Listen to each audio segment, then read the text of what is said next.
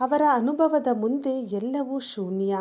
ಹಿರಿಯರು ಏನೋ ಹೇಳುತ್ತಾರೆ ಎಂದು ಮೂಗು ಮುರಿಯಬೇಡಿ ಸ್ನೇಹಿತರೆ.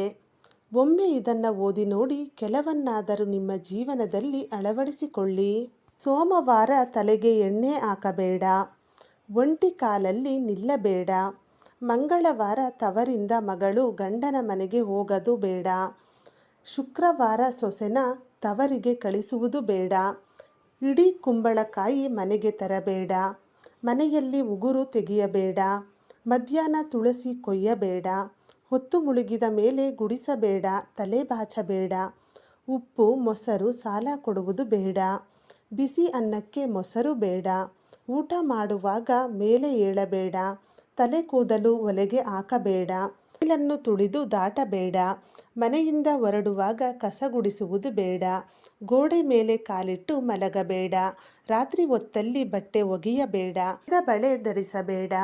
ಮಲಗೆದ್ದ ಚಾಪೆ ಮಡಿಸದೆ ಬಿಡಬೇಡ. ಉಗುರು ಕಚ್ಚಲು ಬೇಡ.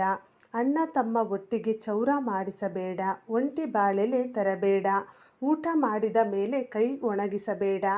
ಮುಸ್ಸಂಜೆ ಹೊತ್ತಲ್ಲಿ ತೊಳೆಯುವಾಗ ಇಮ್ಮಡಿ ತೊಳೆಯುವುದು ಮರೆಯಬೇಡ.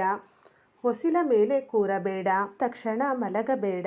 ಹಿರಿಯರ ಮುಂದೆ ಕಾಲು ಚಾಚಿ ಕಾಲ ಮೇಲೆ ಕಾಲು ಹಾಕಿ ಕೂರಬೇಡ. ಕೈ ತೊಳೆದು ನೀರನ್ನು ಒದರಬೇಡ. ರಾತ್ರಿ ಊಟದ ತಟ್ಟೆ ತೊಳೆಯದೆ ಬಿಡಬೇಡ.